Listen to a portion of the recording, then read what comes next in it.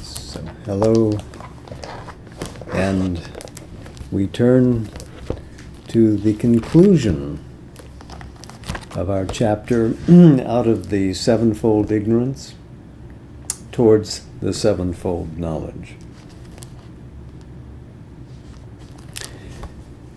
Sri Aurobindo has described the nature of the constitutional ignorance, and he has been in the midst of describing the nature of the psychological ignorance. He's got some of the way through it,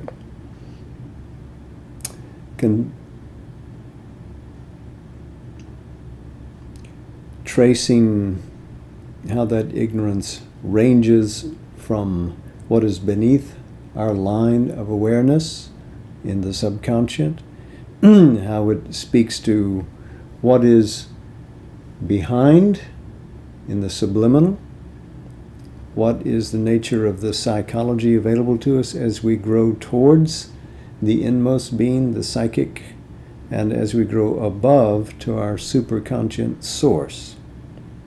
He continues now with the superconscious.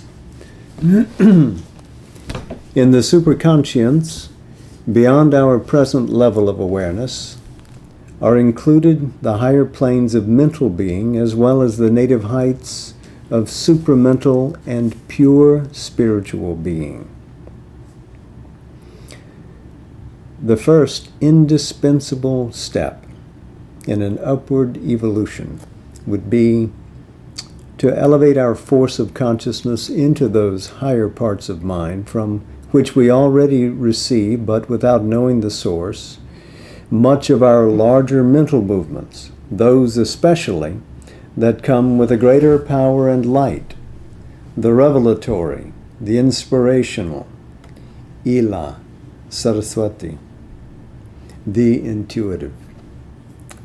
On these mental heights, in these largenesses, if the consciousness could succeed in reaching them, or maintain and center itself there, something of the direct presence and power of the Spirit, something even, however secondary or indirect, of the supermind, could receive a first expression, could make itself initially manifest, could intervene in the government of our lower being and help to remold it. Essentially, he's suggesting that if we as aspirants would lift our consciousness out of the mind and get even to that bridge of intuition and make that our stable placement, our natural resting place in our consciousness, that would invite into us the supramental and the descent of the supreme spiritual nature. It is possible, without an actual ascent into these at present superconscious mental planes, or without a constant or permanent living in them, by openness to them, by reception of their knowledge and influences, to get rid, to a certain extent, of our constitutional and psychological ignorance. It is possible to be aware of ourselves as spiritual beings and to spiritualize, though imperfectly, our normal human life and consciousness. There could be a conscious communication and guidance from this greater, more luminous mentality, and a reception of its enlightening and transforming forces. That is within the reach of the highly developed or the spiritually awakened human being. But it would not be more than a preliminary stage. To reach an integral self-knowledge, an entire consciousness and power of being, there is necessary an ascent beyond the plane of our normal mind. Such an ascent is at present possible in an absorbed superconscience. But that could lead only to an entry into the higher levels in a state of immobile or ecstatic trance. If the control of that highest spiritual being is to be brought into our waking life, there must be a conscious heightening and widening into immense ranges of new being, new consciousness, new potentialities of action, a taking up, as integral as possible, of our present being, consciousness, activities, and a transmutation of them into divine values, which would affect a transfiguration of our human existence. 4. Wherever a radical transition has to be made, there is always this triple movement: ascent, widening of field and base, integration in nature's method of self-transcendence. So this continues, this mode of evolving and bridging and integrating one grade after another of emerging powers of being will not be discontinued as we rise into the supramental. It is a feature of the cosmic evolution, not to be dispensed with. Any such evolutionary change must necessarily be associated with a rejection of our present narrowing temporal ignorance. So, you mentioned the constitutional pages ago. We just finished talking about the psychological. Now we come to the temporal ignorance. For not only do we now live from moment to moment of time, but our whole view is limited to our life in the present body between a single birth and death. As our regard does not go farther back in the past, so it does not extend farther out into the future. Thus, we are limited by our physical memory and awareness of the present life in a transient corporeal formation. But this limitation of our temporal consciousness is intimately dependent upon the preoccupation of our mentality with the material plane and life in which it is at present acting. The limitation is not a law of the spirit, but a temporary provision for an intended first working of our manifested nature. If the preoccupation is relaxed or put aside, an extension of the mind affected, and opening into the subliminal and superconscient, into the inner and higher being created, it is possible to realize our persistent existence in time, as well as our eternal existence beyond it. So, if we can grow a little beyond and above the ordinary human level, we can find what is eternal above and what is immortal within the play of time, both joined in one mighty realization. He continues, this is essential if we are to get our self-knowledge into the right focus. For at present, our whole consciousness and action are vitiated, spoiled, rendered faulty, by an error of spiritual perspective which prevents us from seeing in right proportion and relation the nature, purpose, and conditions of our being. A belief in immortality is made so vital a point in most religions because it is a self-evident necessity if we are to rise above the identity with the body and its preoccupation with the material level. If we're limited to the material of the vehicle we know, and we have it merely from birth to death, then how is it that we're to improve and evolve from level to level of consciousness? So belief is articulated in religion, but Sri Aurobindo finds it insufficient. But a belief is not sufficient to alter radically this mistake of perspective. The true self-knowledge of our being in time can come to us only when we live in the consciousness of our immortality. We have to awake to a concrete sense of our perpetual being in time and of our timeless existence. He is not using the terminology with which we associate this so much. That being who is perpetually in time stems from our psychic essence, grows into an entity, then into a conscious psychic being. It is what we speak about in common parlance as the soul.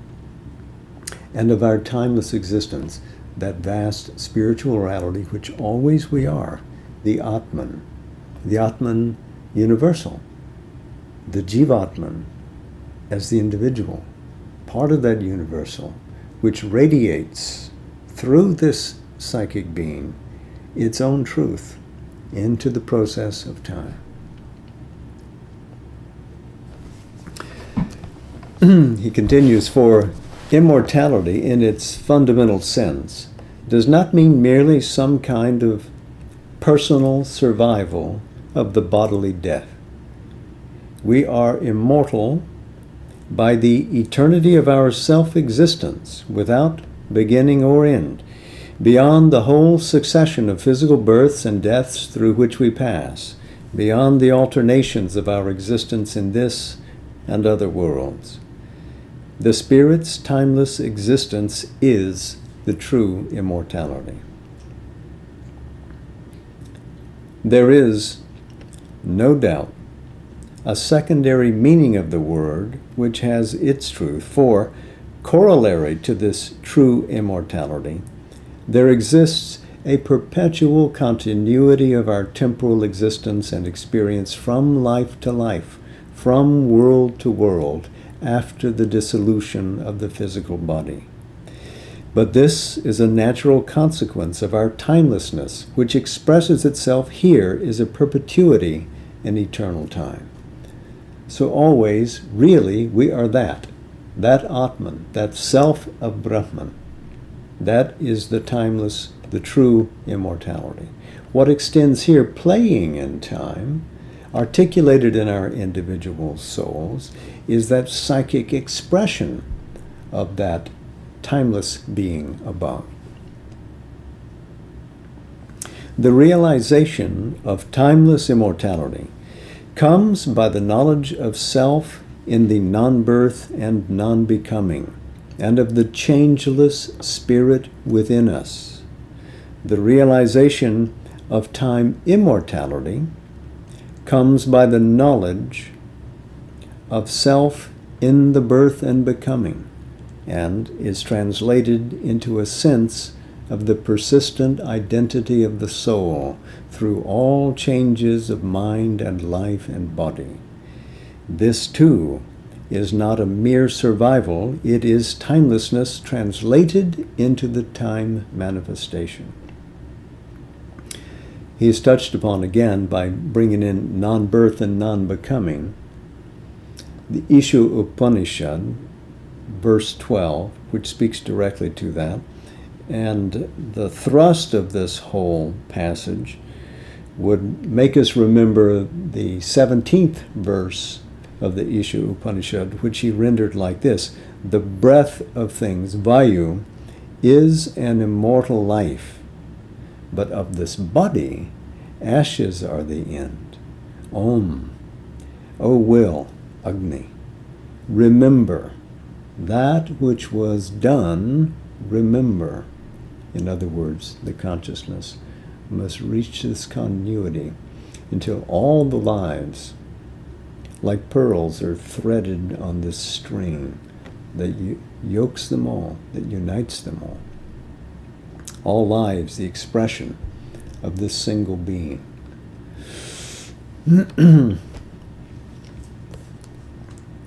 So, timeless immortality and time immortality. By the first realization, we become free from obscuring subjection to the chain of birth and death, that supreme object of so many Indian disciplines.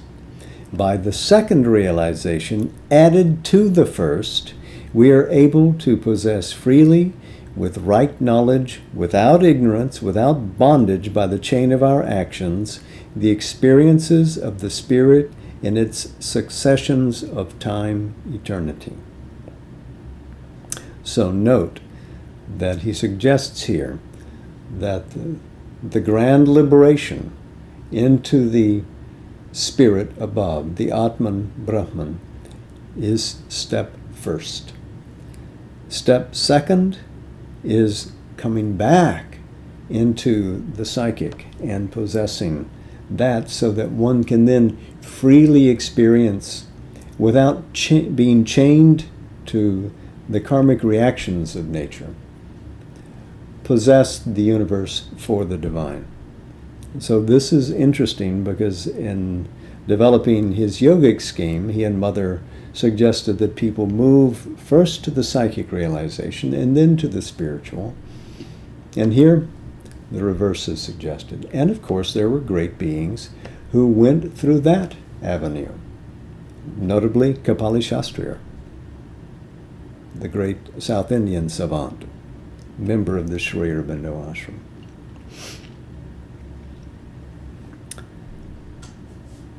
But in either realization, truly envisaged as side and other side of one truth, to exist consciously in eternity and not in the bondage of the hour and the succession of the moments is the substance of the change.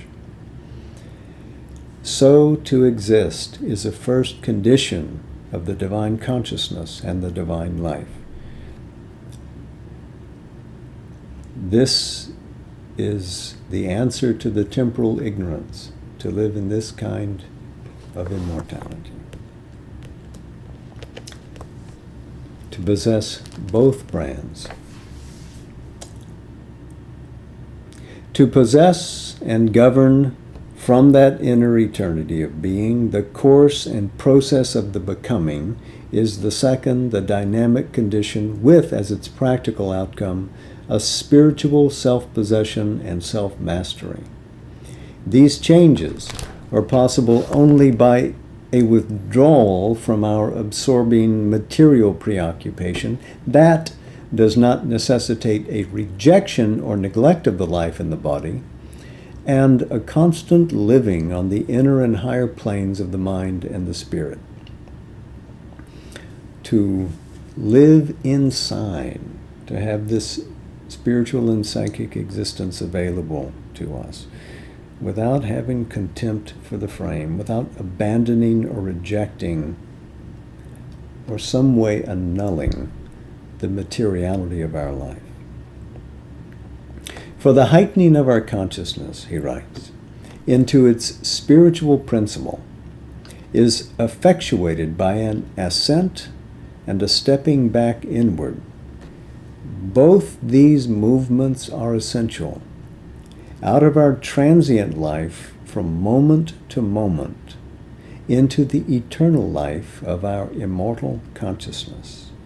But with it, there comes also a widening of our range of consciousness and field of action and time, and a taking up and a higher use of our mental, our vital, our corporeal existence. So he's mentioned this in several places in the Life Divine. This inner movement towards the soul, this movement upwards, rising, transcending into the regions of the superconscient where we gain access to our true being, our true consciousness, the true delight, through the gates of the supramental. And then a broadening to embrace the universe. There arises a knowledge of our being no longer as a consciousness dependent on the body, but as an eternal spirit which uses all the worlds and all lives for various self-experience. We see it to be a spiritual entity possessed of a continuous soul life, perpetually developing its activities through successive physical existences, a being determining its own becoming. In that knowledge, not ideative, but felt in our very substance, it becomes possible to live not as slaves of a blind karmic impulsion, but as masters, subject only to the divine within us, of our being and nature.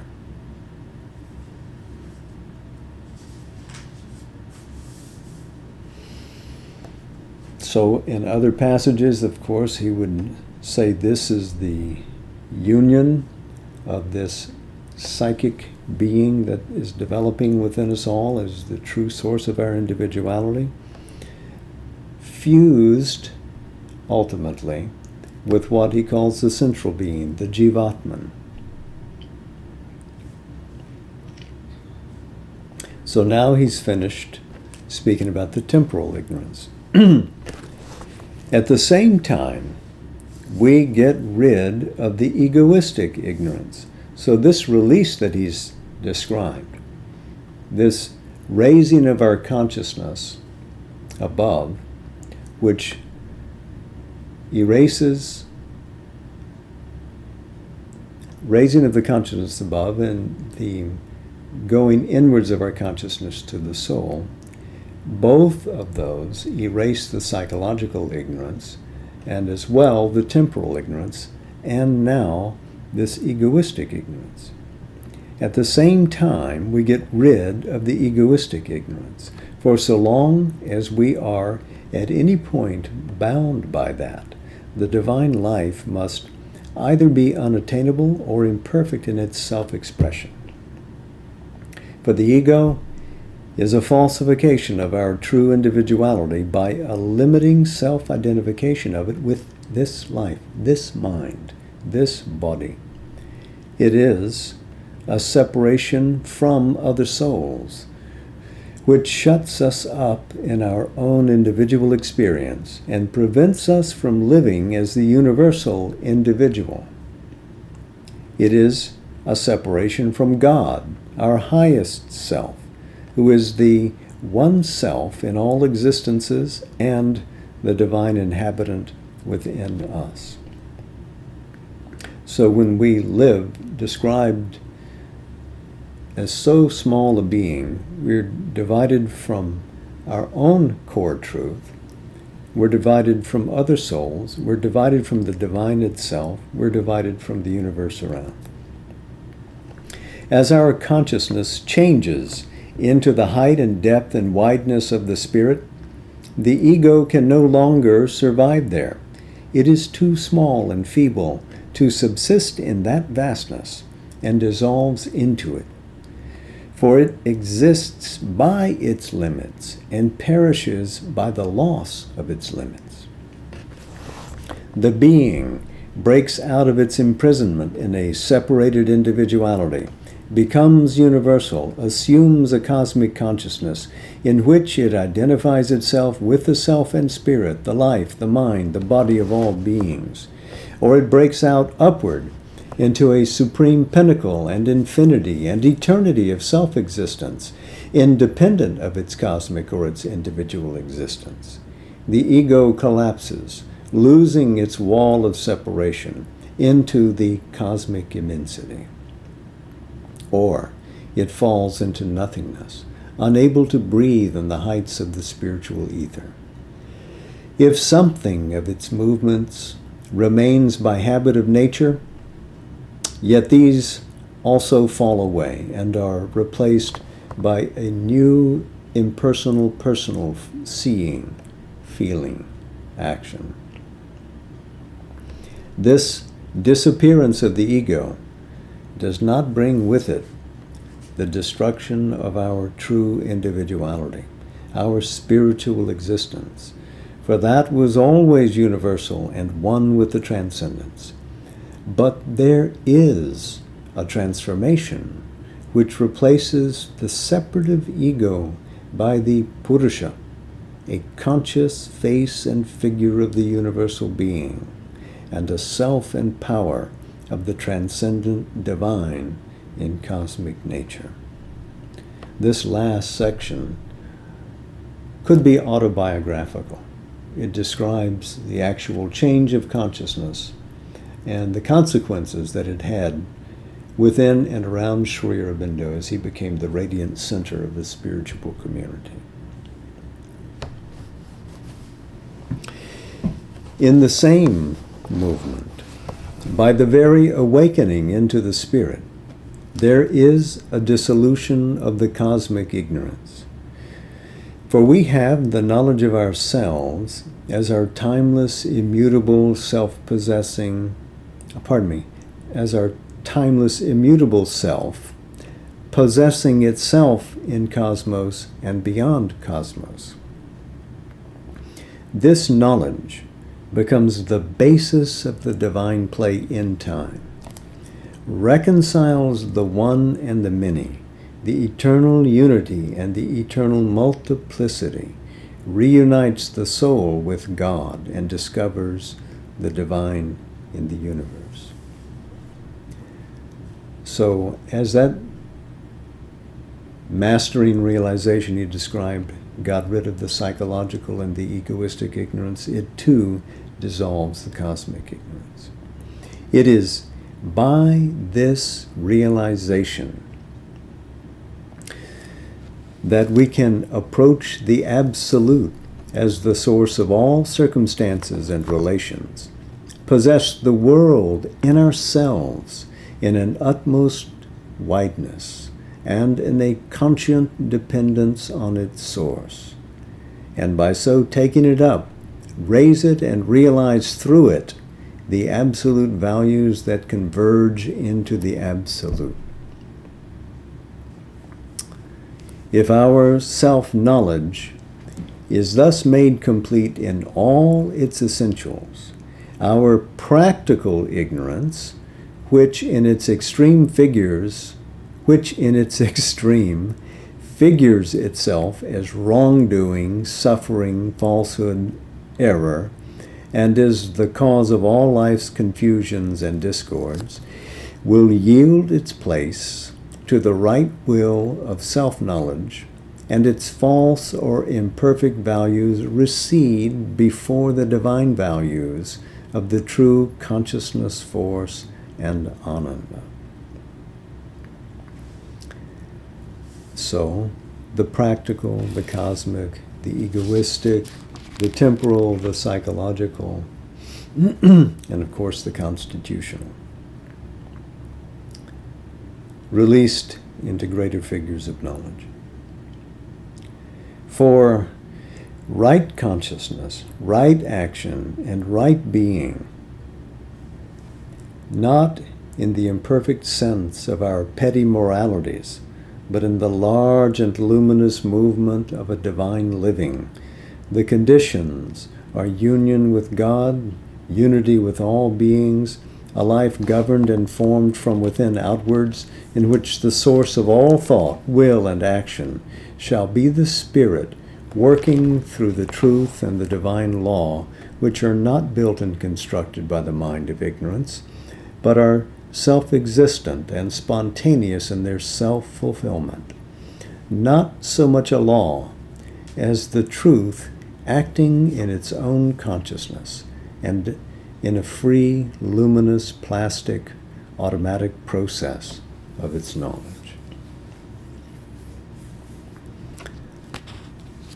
This would seem to be the method and the result of the conscious spiritual evolution. A transformation of the life of the ignorance into the divine life of the truth conscious spirit, a change from the mental into a spiritual and supramental way of being, a self-expansion out of the sevenfold ignorance into the sevenfold knowledge.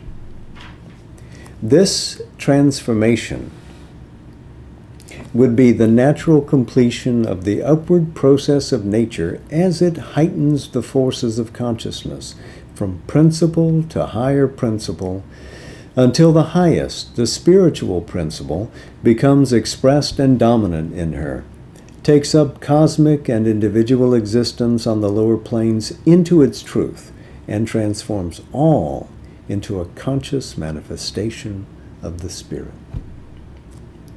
The true individual, the spiritual being, emerges, individual yet universal, universal yet self-transcendent. Life no longer appears as a formation of things and an action of being created by the separative ignorance. The final justification of Satchit Ananda, accepting the terms of division and darkness to work itself back towards unity and aggregation of spirit.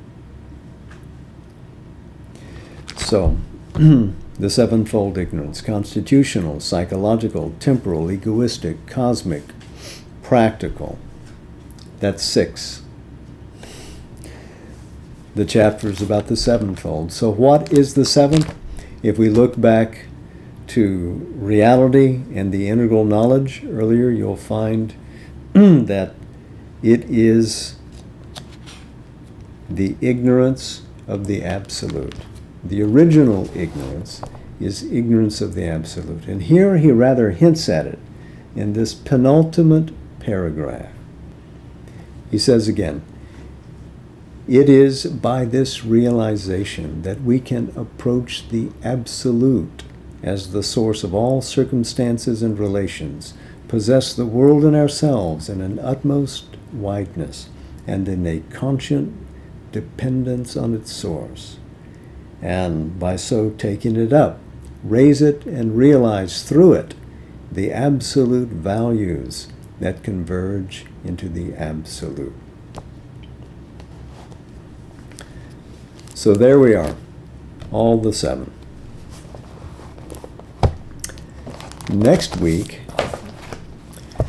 we take up chapter 20, the philosophy of rebirth. But tonight we close with Savitri, taking a section that I've read before, I think in December of 2015. This is from Canto 2, The Adoration of the Divine Mother. This is, of course, in Book 3, the Book of the Divine Mother. A stillness absolute, incommunicable, meets the sheer self-discovery of the soul. A wall of stillness shuts it from the world. A gulf of stillness swallows up the sense and makes unreal all that mind has known, all that the laboring senses still would weave, prolonging an imaged unreality. Self's vast spiritual silence occupies space. Only the inconceivable is left, only the nameless without space and time. Abolished is the burdening need of life. Thought falls from us, we cease from joy and grief. The ego is dead. We are freed from being and care. We have done with birth and death and work and fate. O soul, it is too early to rejoice. Thou hast reached the boundless silence of the self. Thou hast leaped into a glad divine abyss. But where hast thou thrown self's mission and self's power? On what dead bank on the eternal's road? One was within thee who was self and world. What hast thou done for his purpose in the stars? Escape brings not the victory and the crown. Something thou camest to do from the unknown. But nothing is finished, and the world goes on, because only half God's cosmic work is done. Only the everlasting No has neared and stared into thy eyes and killed thy heart. But where is the lover's everlasting yes? And immortality in the secret heart, the voice that chants to the Creator fire, the symboled Om, the great assenting word, the bridge between the rapture and the calm, the passion and the beauty of the bride, the chamber where the glorious enemies kiss, the smile that saves, the golden peak of things. This too is truth at the mystic fount of life. A black veil has been lifted. We have seen the mighty shadow of the omniscient Lord. But who has lifted up the veil of light, and who has seen the body of the King? The mystery of God's birth and acts remains, leaving unbroken the last chapter's seal, unsolved the riddle of the unfinished play. The cosmic player laughs within his mask, and still the last inviolate secret hides behind the human glory of a form, behind the gold eidolon of a name. A large white line has figured as a goal, but far beyond the ineffable sun tracks blaze. What seemed the source and end was a wide gate, a last bare step into eternity. An eye has opened upon timelessness. Infinity takes back the forms it gave, and through God's darkness or his naked light, his million rays return into the sun. There is a zero sign of the Supreme. Nature left nude and still uncovers God. But in her grandiose nothingness, all is there. When her strong garbs are torn away from us, the soul's ignorance is slain, but not the soul. The zero covers an immortal face. A high and blank negation is not all. A huge extinction is not God's last word, life's ultimate sense, the close of being's course, the meaning of this great mysterious world. In absolute silence sleeps an absolute power. Awaking, it can wake the trance-bound soul, and in the ray reveal the parent sun. It can make the world a vessel of Spirit's force. It can fashion in the clay God's perfect shape. To free the self is but one radiant pace. Here to fulfill himself was God's desire.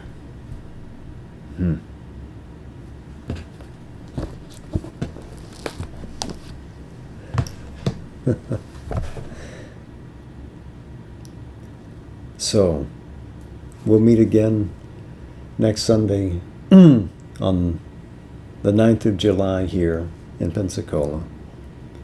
On the 9th of July in Pondicherry in 1983, we were blessed to receive the relics of Sri Aurobindo. Perhaps we'll share a moment about that when we gather next Sunday. Much love to you all. All the best. Namaste.